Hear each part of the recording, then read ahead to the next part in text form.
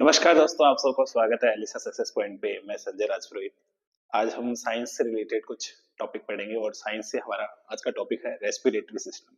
इसके important PYQs और exam related MCQs में लेके आया हूँ। श्वसन तंत्र के बहुत ज्यादा इंपॉर्टेंट क्वेश्चन आते हैं, आइए इनको करते हैं। हमारा फर्स्ट क्वेश्चन है, निम्नलिखित में से कौन सा सुमेलित है? सेकेंड ग्रेड 2022 संस्कृत एजुकेशन में पूछा गया है। कौन सा सुमेलित पूछा है? सुमेलित कौन सा है? ए है सामान्य श्वसन के समय अंत श्वसन एवं उच्छ्वसन के दौरान वायु का आयतन टाइडल आयतन है। टाइडल आयतन है, टाइडल वॉल्यूम बोल रहा है, ये टाइडल वॉल्यूम है। टाइडल वॉल्यूम वॉल्यूम है। दूसरा, बलपूर्वक एक व्यक्ति जितनी वायु आयतन अतिरिक्त उच्छ्वासित कर सकता है, अतः श्वसनीय आरक्षित आयतन। तीसरा है, प्राकृतिक उच्छ्वासन के पश्चात एक्सपीरेशन के बाद जितनी वायु फेफड़ों में शेष रह जाती है वह अवशिष्ट आयतन है, प्राकृतिक उच्छ्वासन के बाद। और इस वायु का आयतन जो कि बलपूर्वक उच्छ्वासन वसन के पश्चात भी फेफड़ों में शेष रह जाती है, जैविक क्षमता है। तो इसमें पूछा कौन सा सुमेलित है? तो देखो फर्स्ट वाला क्या है, सामान्य श्वसन के समय अतः श्वसन एवं उच्छ्वसन के दौरान वायु का आयतन टाइडल आयतन है। तो फर्स्ट क्या है, बिल्कुल राइट है। क्या होता है कि नॉर्मल एक्सपीरेशन और इंस्पिरेशन के बाद में जो वायु का आयतन बचता है वो कितना होता है? 500 मिलीलीटर बचता है। कितना? 500 मिलीलीटर।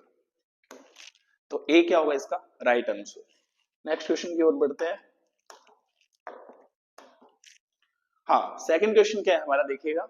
निम्नलिखित में से कौन सी गैस कार्बोक्सी हीमोग्लोबिन बनाती है? कार्बोक्सी हीमोग्लोबिन, कार्बोक्सी हीमोग्लोबिन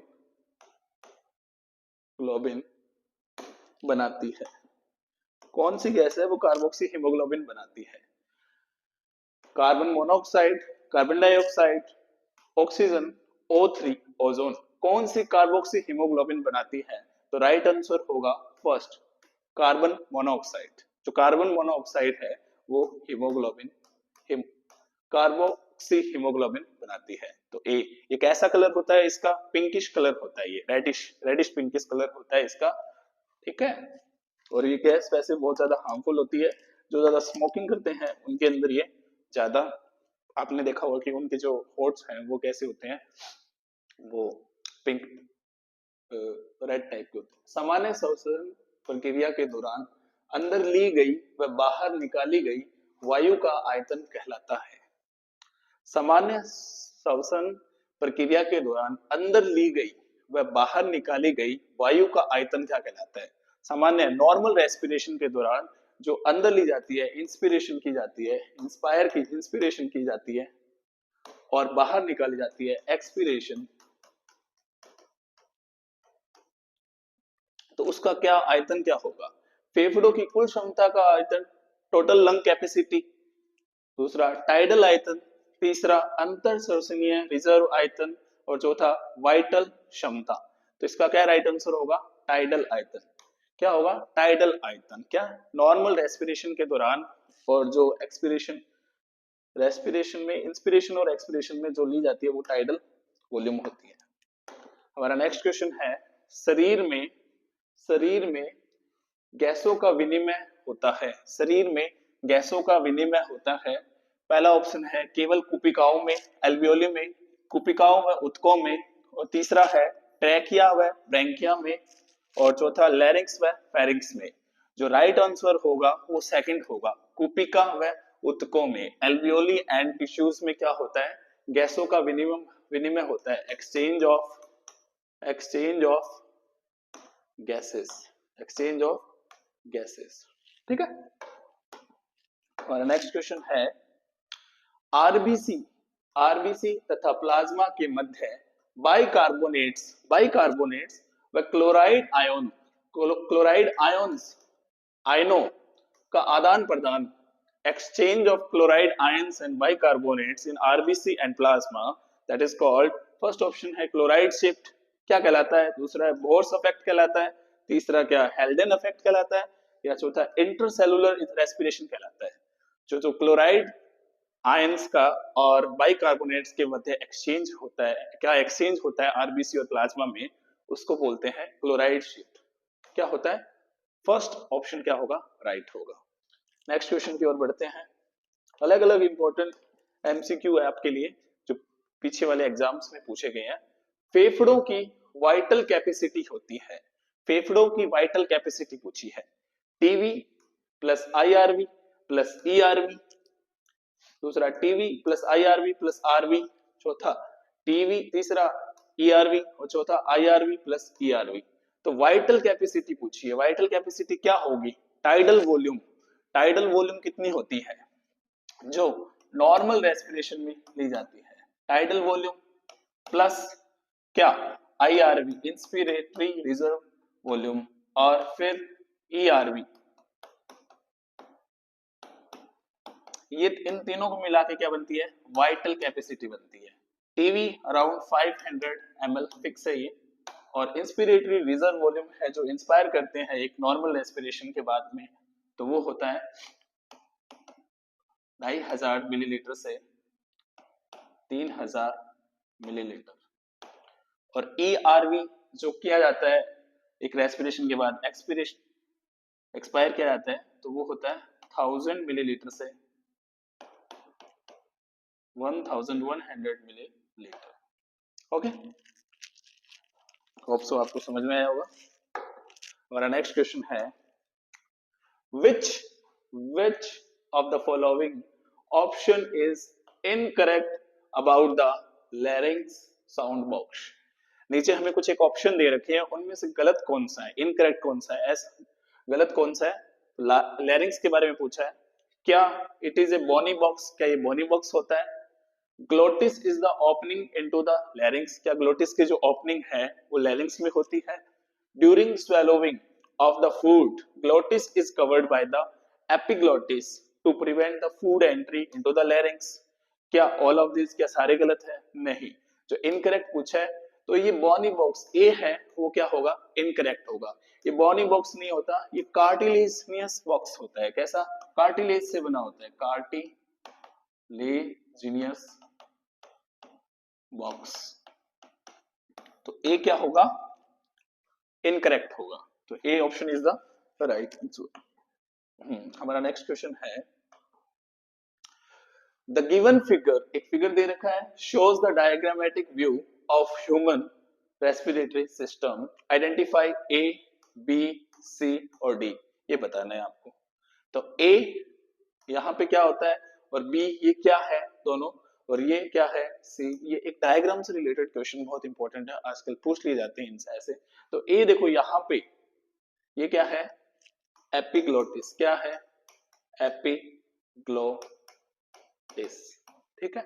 और बी, बी पूछा है हमें, तो बी क्या है देखिएगा, बी है एल्वियोलाई, एल्वियोलाई। और सी है वो क्या है? ब्रोंकाई। क्या है सी? ब्रोंकस। क्या है? ब्रोंकस। और जो डी है ये क्या है? ये अभी डोम शेप्ड है, तो इसको क्या है? डायफ्राम। क्या है? डायफ्राम। ओके, तो ये ऐसा ऑप्शन कौन सा है जिसमें देखो ए एपिग्लोटिस बिल्कुल सही है, ये भी एपिग्लोटिस है, सी और डी तो बिल्कुल रॉन्ग हो गए। बी क्या है? बी एल्वियोलाई, ये भी एल्वियोलाई, ठीक है। सी क्या है? ब्रोंकस। क्या ये ब्रोंकस है या ब्रोंकायोल्स है? ब्रोंकस है ये, ठीक है। और डी क्या है? डायफ्राम। तो ए क्या होगा? Right answer. क्या होगा? Right, A is the right answer. अच्छा क्वेश्चन था। हाँ, नेक्स्ट क्वेश्चन क्या है? Lungs are enclosed in, lungs किसके अंदर इनक्लोज्ड होते हैं? तो ए ऑप्शन है perichondrium, B pericardium, C pleural membrane और डी पेरिटोनियम। तो लंग्स किसके इनक्लोज होते हैं? C pleural membrane. Pleural membrane है ताकि ये फ्रिक्शन वगैरह उसमें मदद करती है, ताकि इतना जो लंग्स है वो पिचके नहीं और लंग्स में मतलब कोई प्रॉब्लम ना हो। नेक्स्ट क्वेश्चन है, mammalian lungs have an enormous number of minute alveoli air sac, this is allowed to, जो mammalian lungs है have an enormous number of minute alveoli, इसमें minute alveoli है, this is allowed to more surface area for diffusion of gases, B है more space for increasing the volume of the inspired air, C more nerve supply to keep the lungs working, और D more spongy texture for keeping lungs in proper shape. से mammalian lungs है उसमें enormous number मतलब इतने ज्यादा number के alveoli क्यों होते हैं, ये होते हैं कि मोर सरफेस एरिया हो ज्यादा ताकि डिफ्यूजन ज्यादा होगा, गैसों का एक्सचेंज ज्यादा होगा, तो ये हेल्पफुल होगा, ठीक है, बॉडी के लिए। तो ए इज द राइट आंसर। हमारा नेक्स्ट क्वेश्चन है ड्यूरिंग एक्सपीरेशन के दौरान जैसे सांस को बाहर छोड़ते हैं, ठीक है, द डायफ्राम, जो डायफ्राम है, डायफ्राम कैसा होता है, उसकी शेप कैसे होती है? ए है डोम शेप, बी है ऑब्लिक, सी है कॉनकेव, डी है फ्लैटेंड। तो इसमें पूछा है कि जैसे ये देखो ये डायफ्राम था ऐसे, ठीक है, हाँ ये क्या था डायफ्राम, ये डोम शेप्ड कब होता है?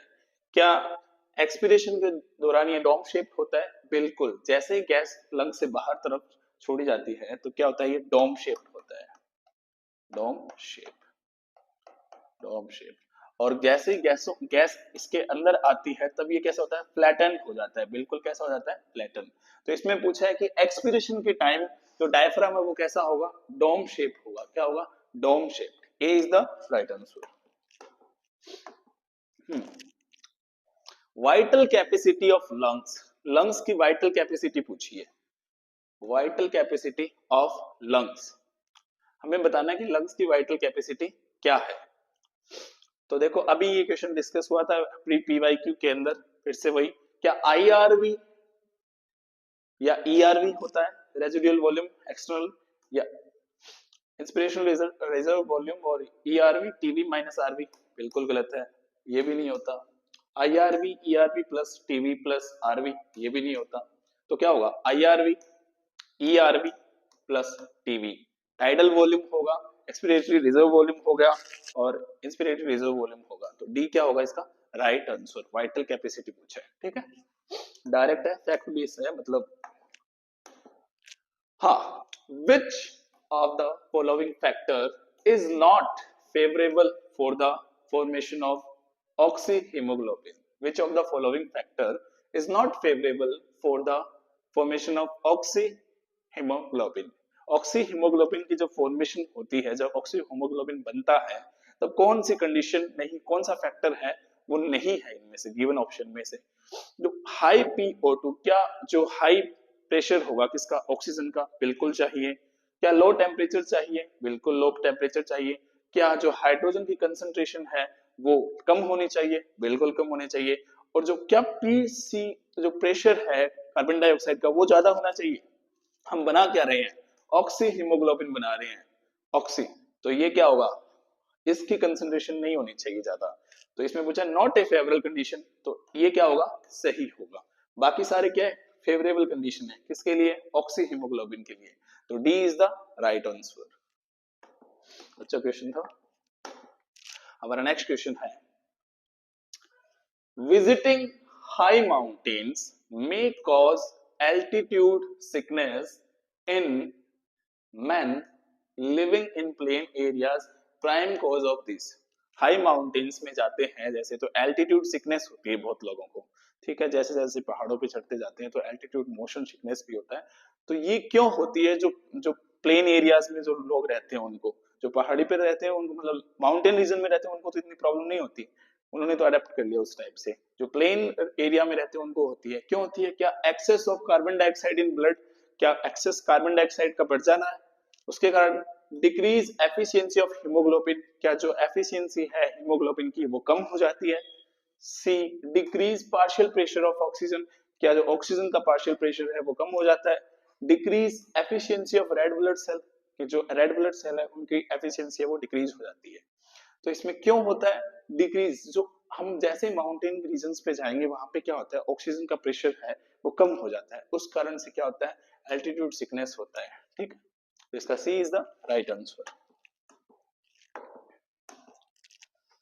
in breathing movements air volume can be estimated by, estimated measurement कैसे कर सकते हैं ब्रीदिंग में एयर मूवमेंट को? स्टेथोस्कोप से मेजर कर सकते हैं? नहीं भाई नहीं कर सकते। हाइग्रोमीटर से? नहीं, इससे भी नहीं। स्फिग्नोमैनोमीटर से भी कर सकते हैं? नहीं, ये तो ब्लड प्रेशर के लिए। तो ये स्पायरोमीटर, डी क्या होगा राइट आंसर। स्पायरोमीटर से हम क्या कर रहे हैं इसको मेजर कर सकते हैं। और स्पायरोमीटर से क्या मेजर नहीं होगा, जो रेजिडुअल वॉल्यूम है जो हमारी बॉडी के अंदर फिक्स होती है एक फोर्सफुली एक्सपिरेशन या फिर इंस्पिरेशन करने के बाद भी जो वॉल्यूम बचती है वो क्या होती है रेजिडुअल वॉल्यूम, वो स्पायरोमीटर से हम मेजर नहीं कर पाएंगे। बाकी सारे जो एयर वॉल्यूम है उसको हम मेजर कर सकते हैं। आगे वाला क्वेश्चन है exam match the item given column first and column second, select the correct option. नीचे एक ऑप्शन दे रखा है आपको मैच करना है। देखो tidal volume, inspiratory reserve volume, expiratory reserve volume, residual volume, इधर उनसे लेटर जो कैपेसिटी दे रखी है। ठीक है, अब टाइडल वॉल्यूम की कैपेसिटी क्या होती है ए का 500 टू 550 दे रखा है, वैसे एनसीईआरटी में तो 500 ml दे रखा है। तो ए का थर्ड, ए का क्या होगा थर्ड। इंस्पिरेटरी रिजर्व वॉल्यूम कितनी दे रखी है, इंस्पिरेटरी रिजर्व वॉल्यूम 2500 से 3000 मतलब 2500 से 3000 मिलीलीटर। और एक्सपिरेटरी रिजर्व वॉल्यूम कितनी दे रखी है 1000 से 1100 मिलीलीटर। और रेजिडुअल वॉल्यूम कितनी है ये 1100 से 1200 मिलीलीटर। ठीक है, तो देखो ए का थर्ड, ए का थर्ड कौन सा है, ये भी है ये भी है, बाकी सारे रॉन्ग। बी का फर्स्ट, बी का फर्स्ट ये है नहीं, तो बी वाला क्या हो जाएगा राइट। सी का क्या है, सी का देखो फोर्थ, और डी का क्या है, डी का सेकंड, तो ये बी वाला क्या होगा राइट आंसर हो जाएगा बी वाला। ठीक, अच्छा क्वेश्चन है, इससे एक क्वेश्चन श्योरली आ सकता है कोई भी एग्जाम्स में। The exchange of gases in the alveoli, exchange of gases in the alveoli of the lungs take place by, जो एक्सचेंज होता है गैसेस का वो एल्वियोलाई लंग्स के, तो कैसे होता है, क्या पैसिव ट्रांसपोर्ट होता है उसमें, कोई भी एटीपी वगैरह खर्च नहीं होती है, क्या एक्टिव ट्रांसपोर्ट होता है, क्या ऑस्मोसिस से होता है, क्या डिफ्यूजन से होता है? तो एल्वियोलाई है उससे जो लंग्स का एल्वियोलाई, लंग्स में जो एल्वियोलाई उनका एक्सचेंज ऑफ गैसेस होता है वो किससे होता है सिंपल डिफ्यूजन से होता है। इससे होता है सिंपल डिफ्यूजन। ठीक है, कंसंट्रेशन ग्रेडियंट से। ओके हाँ, द फैक्टर, एक डायग्राम दे रखा है, the factor which does not affect, नीचे कुछ फैक्टर दे रखे हैं, the rate of alveolar diffusion, कुछ फैक्टर दे रखे हैं जो अफेक्ट नहीं करते हैं एल्वियोलर डिफ्यूजन में। कौन कौन से, देखो सॉल्युबिलिटी ऑफ गैसेस बिल्कुल करता है ये solubility of gases alveolar diffusion में। थिकनेस है ऑफ मेम्ब्रेन, जो थिकनेस है मेम्ब्रेन की वो भी क्या करती है इसमें, क्या करती है अफेक्ट करती है, फैक्टर है। प्रेशर ग्रेडियंट बिल्कुल करेगा, प्रेशर ग्रेडियंट होगा तभी तो एक दूसरे से एक्सचेंज होगा, इधर ज्यादा प्रेशर होगा वहां से कम की तरफ। और रिएक्टिविटी ऑफ गैसेस, क्या रिएक्ट गैसेस की रिएक्टिविटी से नहीं, तो डज नॉट अफेक्ट कौन सा है D, D is the right answer. बाकी सारे ये क्या है ये फैक्टर है, अफेक्ट करते हैं। ठीक है, नेक्स्ट क्वेश्चन है हमारा, नेक्स्ट क्वेश्चन नहीं है, इतने सारे क्वेश्चन थे फिनिश हो चुके हैं। अब क्या है हम एक शॉर्ट एंड क्विक रिवीजन कर लेते हैं इस चैप्टर का, ताकि आपको वापस दोबारा ये चैप्टर पढ़ने की जरूरत ना पड़े। ठीक है, चलो देखते हैं। Breathing and exchange of gases, breathing and exchange of gases, the process of exchange of O2 from the atmosphere with CO2 produced by the cell is called breathing। Exchange होना किसका, ऑक्सीजन का, जो एटमॉस्फेयर में oxygen है और CO2 जिस cell ने जो प्रोड्यूस की है, यूटिलाइज ऑक्सीजन को यूटिलाइज करने के बाद जो CO2 है जो प्रोड्यूस की गई है उनका एक दूसरे से एक्सचेंज होना, वो क्या है ब्रीथिंग। ठीक है, it occurs in 2 stage of inspiration expiration. Inspiration मतलब श्वास का अंदर लेना, एक्सपिरेशन का मतलब श्वास का बाहर निकालना। During inspiration air enter the lungs from the atmosphere, during expiration air leaves the lungs। ठीक है, ब्रीदिंग और रेस्पिरेशन ज्यादातर क्या है, कॉमन मान लेते हैं, पर क्या है रेस्पिरेशन, क्या है रेस्पिरेशन एक पूरा कंप्लीट प्रोसेस है, ठीक है, कॉम्प्लेक्स प्रोसेस है। और ब्रीदिंग क्या है, एक रेस्पिरेशन का एक छोटा सा पार्ट है, ठीक है। ये देखो ब्रीदिंग, इन दोनों में कंपैरिजन दे रखा है, ठीक है, अपन अभी देख लेते हैं। It is simply intake of fresh air and removal of foul air. ये एक सिंपली क्या है, एक इनटेक करना फ्रेश एयर का, और एक फाउल एयर है जो कार्बन डाइऑक्साइड है उसका छोड़ना। हाँ, it is a physical process, ये कैसा प्रोसेस है, एक फिजिकल प्रोसेस है, ठीक है। नो एनर्जी इज रिलीज, कोई एनर्जी है वो रिलीज नहीं होती है। It is an extra cellular process, एक प्रोसेस कैसा है, एक्स्ट्रा सेलुलर प्रोसेस। अब देखते हैं रेस्पिरेशन के बारे में। रेस्पिरेशन क्या है, it is an oxidation of food to form carbon dioxide water energy. देखो ऑक्सीडेशन होता है फूड का टू फॉर्म कार्बन डाइऑक्साइड, उससे क्या बनेगा, कार्बन डाइऑक्साइड बनता है, वाटर बनता है, एनर्जी बनता है ना। तो यूजफुल है ये तो। It is a biochemical process, इसमें बहुत सारे केमिकल्स है, बायोकेमिकल प्रोसेस है। एनर्जी रिलीज होती है in the form of ATP, ATP energy release होती है इसके अंदर, करेंसी है ये हमारी ATP. It is an intracellular process, ये इंट्रासेलुलर प्रोसेस है। अब देखो respiratory organs, mechanism of breathing varies in different organs according to their body structure and habitat. जो रेस्पिरेटरी ऑर्गन्स है वो ह्यूमंस है या फिर एनिमल्स है, उन प्लांट्स है, उनमें अलग अलग होता है। देखो किस टाइप से हैं, जो उनके हैबिटेट पे डिपेंड करता है। ये इधर रेस्पिरेटरी ऑर्गन्स दे रखे हैं, इधर ऑर्गेनिज्म दे रखे हैं। अभी समझते हैं, देखो एंटायर बॉडी सरफेस स्पंजेस, जो एंटायर बॉडी सरफेस, तो बॉडी सरफेस क्या है इनका, रेस्पिरेटरी ऑर्गन है, स्पंज स्पंजेस होता है, सिलेंट्रेट्स फ्लैटवर्म, ठीक है। और देखो स्किन से कौन करते हैं, अर्थवर्म होते हैं, वो किससे करते हैं, स्किन से करते हैं। और ट्रैकियल सिस्टम से इंसेक्ट करते हैं, कौन करते हैं, insect.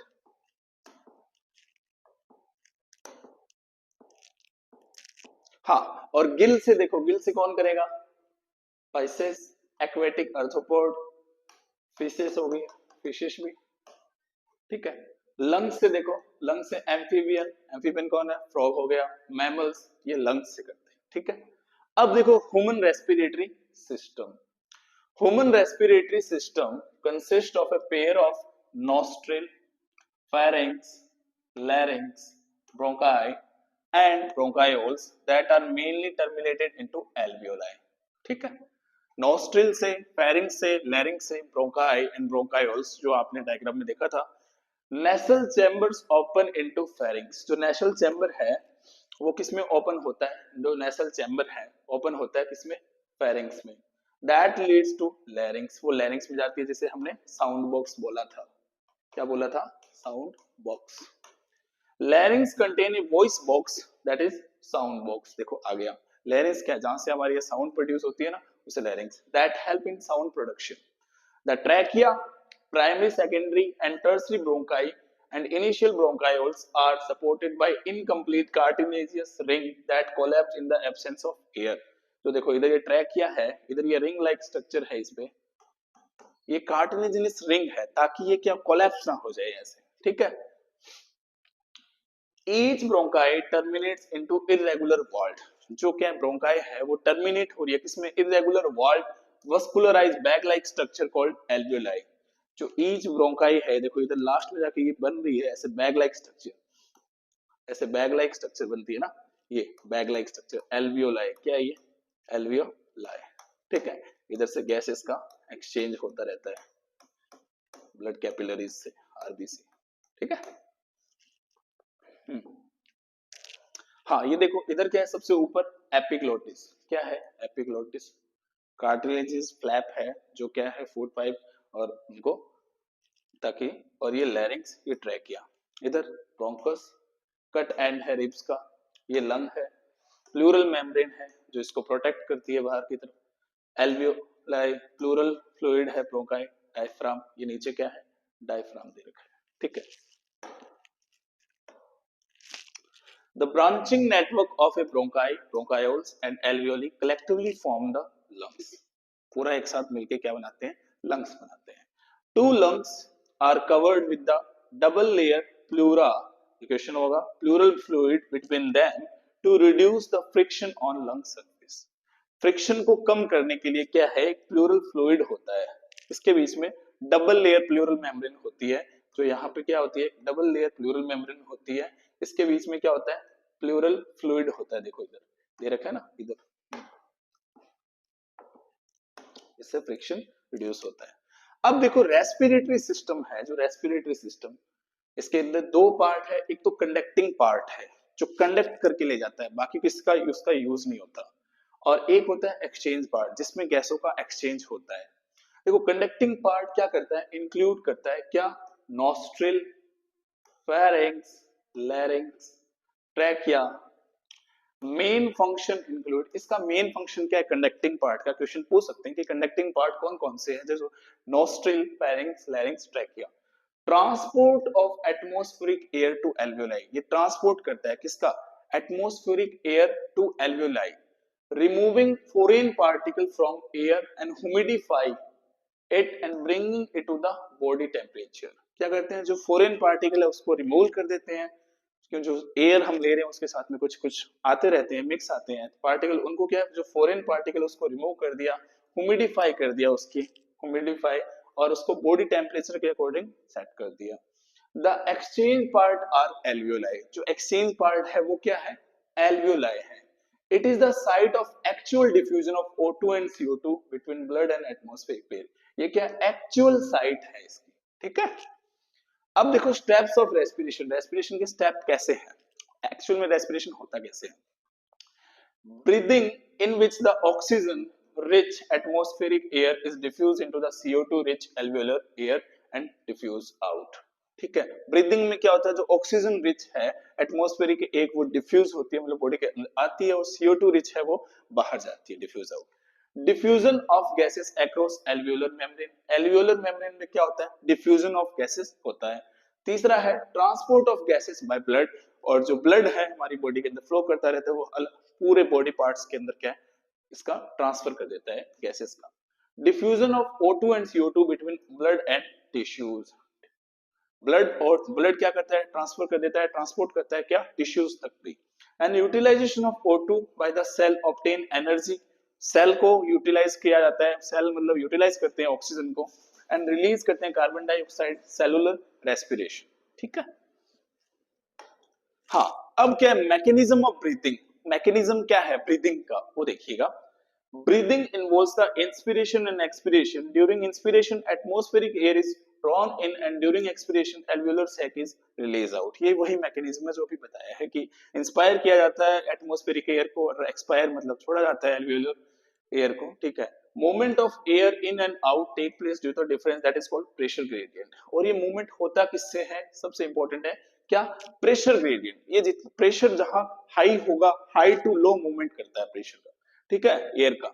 Inspiration occur when the pressure inside the lung is less, क्या लिखा देखो, inspiration occur when the pressure inside the lung is less, जो लंग में प्रेशर क्या है, कम है। और एक्सपिरेशन कब होगा, when the pressure is more in lung than outside. Expiration क्या होगा, जो लंग का प्रेशर क्या होगा, ज्यादा होगा, और बाहर का प्रेशर क्या होगा, कम, तो प्रेशर ग्रेडियंट वर्क करेगा। The diaphragm and the external and internal intercostal muscle between the ribs help in developing the pressure gradient to change in volume, जो डायफ्राम क्या करता है, और एक्सटर्नल और इंटरनल इंटरकोस्टल मसल्स होती है, वो भी हेल्प करती है रिब्स को क्या, एक प्रेशर ग्रेडियंट बनाए अंदर, ताकि ये बार बार ये प्रोसेस चलता रहे, ठीक है। ये मैकेनिज्म था रेस्पिरेशन का। हाँ ये देखो, ये डायग्राम दे रखा है, यहां से क्या एयर एंटर हो रही है, वॉल्यूम ऑफ थोरेक्स इंक्रीज, जो वॉल्यूम है इधर का वो क्या हो रहा है, बढ़ रहा है। रिब्स एंड स्टर्नम रेज्ड, और जो रिब्स एंड स्टर्नम है वो रेज्ड हो जाती है, और ये रिब केज है। डायफ्राम क्या हो गया, कॉन्ट्रैक्ट हो गया है, ठीक है, जब लंग्स में एयर आ रही है। The contraction of the intercostal muscle lifts the ribs and sternum causing an increase in the volume of thoracic cavity that results in decrease in pressure, और प्रेशर डिक्रीज हो जाता है, ठीक है, और एटमॉस्फेरिक प्रेशर से दिस कॉज इंस्पिरेशन, जब lungs का प्रेशर कम होगा और एटमॉस्फेरिक प्रेशर ज्यादा होगा तो क्या होगी, जो इंस्पिरेशन होगा, ठीक है। एंड रिलैक्सेशन ऑफ डायफ्राम, जैसे डायफ्राम का रिलैक्सेशन होगा, the intercostal muscle reduce the thoracic volume and increase the pressure causing expiration. और जैसे डायफ्राम रिलैक्स हो गया, वापस डोम शेप में आ गया, उसके बाद में क्या होगा, जो इंटरकोस्टल मसल है वो रिड्यूस हो जाएगी और थोरेसिस कैविटी, फिर लंग का प्रेशर क्या हो जाएगा, ज्यादा हो जाएगा, और बाहर का एटमॉस्फेरिक प्रेशर क्या होगा, कम होगा, तो वो होने फिर क्या हो जाएगा, एक्सपिरेशन।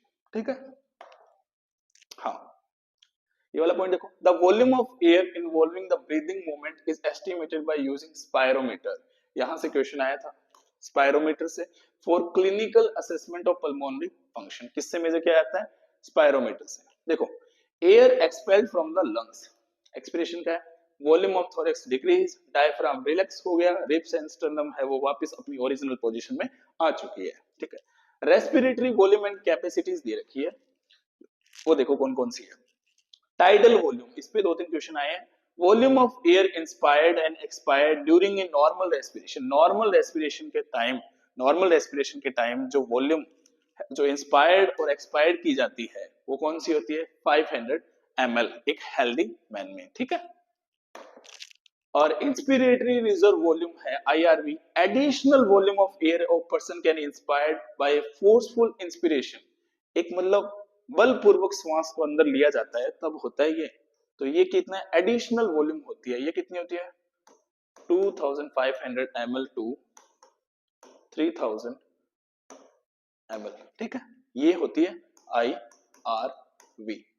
और टाइडल वॉल्यूम हमने बात की कितनी, इनको एग्जैक्ट याद कर रखना।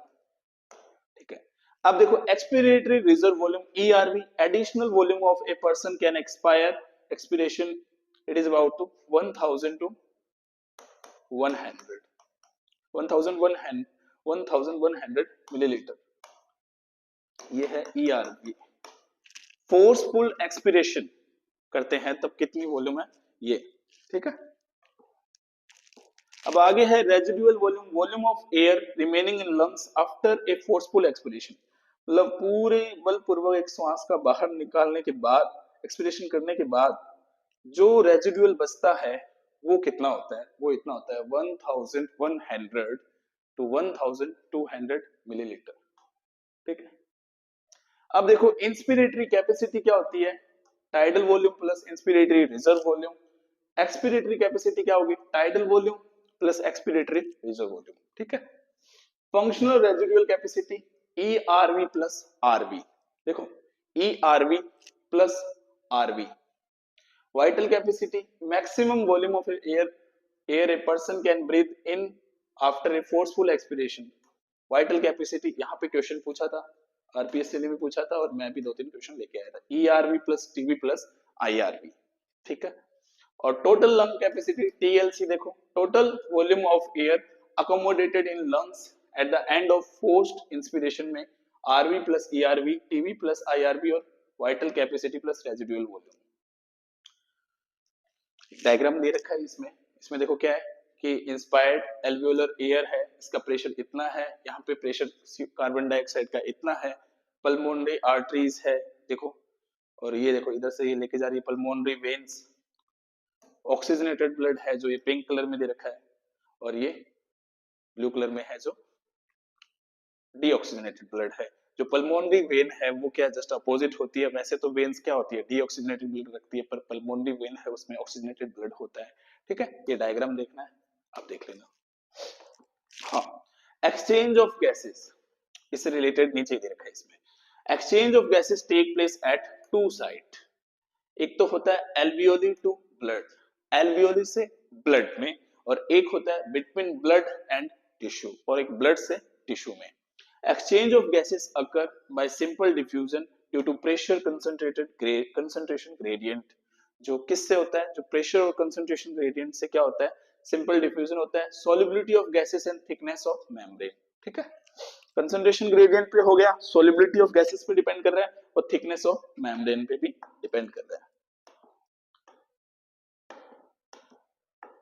हाँ देखो, pressure contributed by individual gas in a mixture of a gas called partial pressure represented by PCO2 PO2, जो प्रेशर कंट्रीब्यूटेड होता है कोई भी गैस का, जैसे ऑक्सीजन ने किया तो उसको हम PCO2 पार्शियल प्रेशर होते हैं वो, और जैसे कार्बन डाइऑक्साइड का PCO2।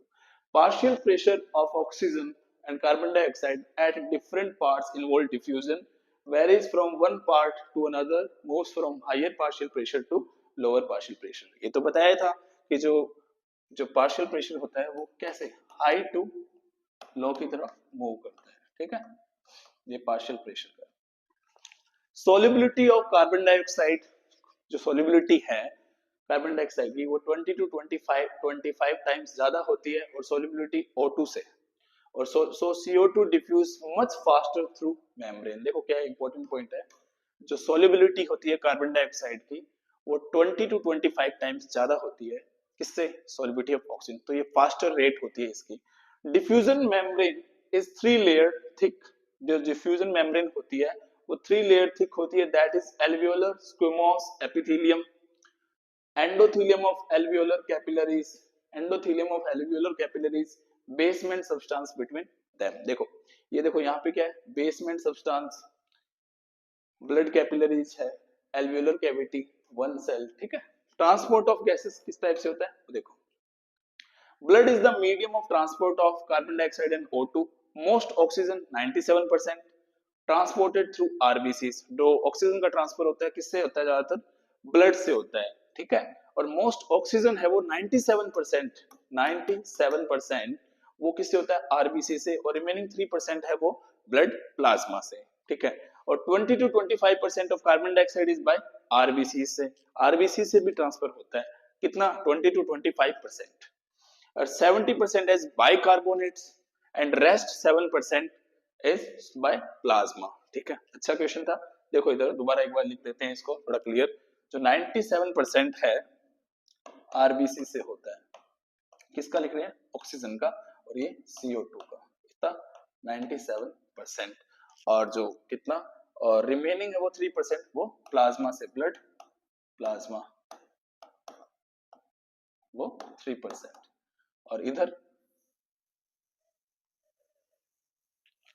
और हाँ आरबीसी से कार्बन डाइऑक्साइड कितना होता है 20 टू 25%, और जो 70% है वो बाइकार्बोनेट से, बाइकार्बोनेट से 70%, और 7% है वो dissolve state by blood plasma, और ब्लड प्लाज्मा से 7%, ठीक है।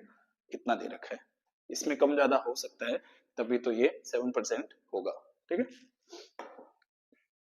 हाँ, transport of oxygen, haemoglobin in RBC combine with O2 that is called oxy haemoglobin, जैसे हीमोग्लोबिन है वो कंबाइन होती है ऑक्सीजन से, वो ऑक्सी हीमोग्लोबिन बनाती है, और each haemoglobin combine with 4 oxygen molecule, कितने ऑक्सीजन के 4 मॉलिक्यूल, कितने ऑक्सीजन के 4 molecule. Binding of O2 is related with partial pressure of O2 and CO2, इस पे डिपेंड करता है, हाइड्रोजन आयन कंसंट्रेशन और उसके टेम्परेचर पे भी डिपेंड करता है। ऑक्सो हीमोग्लोबिन का हमने पढ़ा था ना, कौन कौन से फैक्टर थे, एक क्वेश्चन था। Percentage saturation of hemoglobin and partial pressure of oxygen form sigmoid curve, oxygen dissociation curve, जो परसेंटेज सैचुरेशन है हीमोग्लोबिन का और पार्शियल प्रेशर ऑक्सीजन का, वो एक कैसा कर्व बनाते हैं, सिग्मोइड कर्व बनाते हैं, कैसा, सिग्मोइड कर्व, ठीक है। हाँ, और in the alveoli partial pressure of oxygen is more and partial, जो एल्वियोलाई में क्या होता है, जो ऑक्सीजन का पार्शियल प्रेशर ज्यादा होता है किससे, कार्बन डाइऑक्साइड से, less H+ concentration and lower temperature कम होता है, favourable for binding of O2 with haemoglobin. ये कंडीशन फैक्टर दे रखे हैं, where opposite condition of tissues favour in the dissociation of oxy haemoglobin, और इसका जस्ट अपोजिट होगा वो इसका डिसोसिएशन होगा, ठीक है, जो टिश्यू के अंदर होता है। हाँ, transport of carbon dioxide, carbon dioxide का कैसा ट्रांसपोर्ट होता है वो देखिएगा। Carbon dioxide is transported by haemoglobin that is carb amino haemoglobin, ठीक है। इन कार्ब अमीनो बनाता है, कार्बोक्सी नहीं बना रहा, ठीक है। Tissues partial pressure of carbon dioxide is high and partial pressure of oxygen less, normal सी बात है कि इसका जो पार्शियल प्रेशर है वो ज्यादा होगा, क्योंकि बन क्या रहा है, कार्ब अमीनो है, that favor the binding of carbon dioxide with hemoglobin, and opposite condition help in dissociation of carboamino hemoglobin in alveoli, इसके जस्ट अपोजिट होगी वो alveoli में होगी। Enzyme carbonic anhydrase help in formation of carbonate ions to transport the carbon dioxide. और regulation of respiration, regulation कैसे होता है respiration का, कंट्रोल कैसे होता है. Human beings have the ability to maintain moderate rate of respiration to fulfil their demands to body tissue in the neural system. ठीक है, न्यूरल सिस्टम से. रेस्पिरेशन रिदम सेंटर लोकेटेड होता है कहां पे, medulla region of the hind brain. Hind brain में जो respiration है वो क्या सेंटर, रिदम सेंटर लोकेटेड है, जिसे pneumotaxic centre in pons moderate the function of respiratory rhythm centre. जो न्यूमोटॉक्सिक सेंटर है पोन्स में वो क्या मॉडरेट, इसको क्या कहता है, मॉडरेट करता है किसको, रेस्पिरेटरी रिदम सेंटर को. ठीक है. Chemosensitive area near rhythm center is highly sensitive to CO2 and hydrogen concentration that ultimately control the respiratory rate, and oxygen do not play major role in controlling the rate of respiration. ठीक है, ये कुछ brain से related कैसे regulation होता है respiration का वो बता रखा है. ये फंक्शन देखो रेस्पिरेशन के, energy production, maintain of acid base balance, maintenance of temperature, return of blood and lymph. अब एक डिजीज दे रखी है इधर देखो, माउंटेन सिकनेस क्वेश्चन था इधर. Is the condition characteristics by the ill effect of hypoxia, shortage of oxygen. Oxygen की कमी से क्या होता है, माउंटेन सिकनेस होता है in the tissues at high altitude, commonly 2% of high altitude for the first time. जो पहली बार माउंटेन रीजन्स में जाते हैं उनको ज्यादा होता है. सिम्टम देखो, loss of appetite, nausea, vomiting occurs due to the expansion of gases in the digestive system. Breathlessness, उसको वजह से सांस नहीं आती है, occurs because of the pulmonary oedema, headache से दुखने लगता है, depression, disorientation, lack of sleep, weakness, fatigue. ये कुछ सिम्टम्स से कॉमन सिम्टम्स जो माउंटेन सिकनेस में होते हैं. हाँ, disorder of respiratory system. Disorder क्या क्या है वो देखिएगा. अस्थमा, पहला है asthma. It is due to the allergic reaction to foreign particles that affect the respiratory tract. ठीक है, asthma. The symptoms includes coughing, wheezing, difficulty in breathing, सांस में तकलीफ होती है. This is due to, ये क्यों होता है, excess of mucus in wall of respiratory tract. Excess of mucus, mucus ज्यादा हो जाता है किसके अंदर, रेस्पिरेटरी ट्रैक्ट के अंदर. ठीक है, तो फिर सांस लेने में प्रॉब्लम होती है, अस्थमा होता है, बहुत लोगों को होता है, एलर्जिक रिएक्शन है. फिर आता है second, एम्फिजीमा. एम्फिजीमा is the inflammation of abnormal distension of bronchioles of alveolar sac of lungs. This occur due to the destroying of septa between the alveoli because of smoking. Smoking करने से ये septa है ये क्या हो जाती है, destroy हो जाती है. And inhalation of other smoke, the exhalation becomes difficult and the lungs remain inflated. ठीक है, एम्फिजीमा ज्यादा जो स्मोकिंग करते हैं उनको होती है, जो सेप्टा होती है किसके बीच में, एल्वियोलाई के बीच में, वो ब्रेक डाउन हो जाती है. थर्ड होता है occupational respiratory disease, occurs due to the occupation of individual. This is caused by inhalation of gas, fumes or dust present surrounding workplace, and this include silicosis.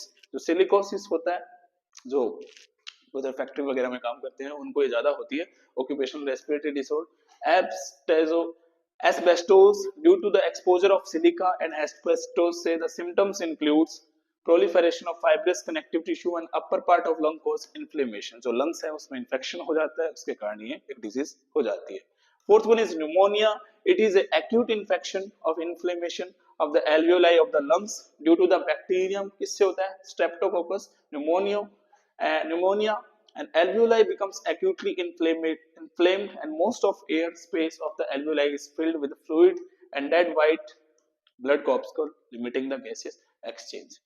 इससे होता है ये बैक्टीरियम से, और बाकी क्या होती है, जो एल्वियोलाई है उसमें डिफिकल्टी होती है. ठीक है, इन्फेक्शन हो जाता है.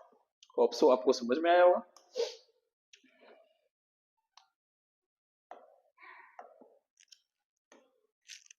Thank you so much, thank you very much.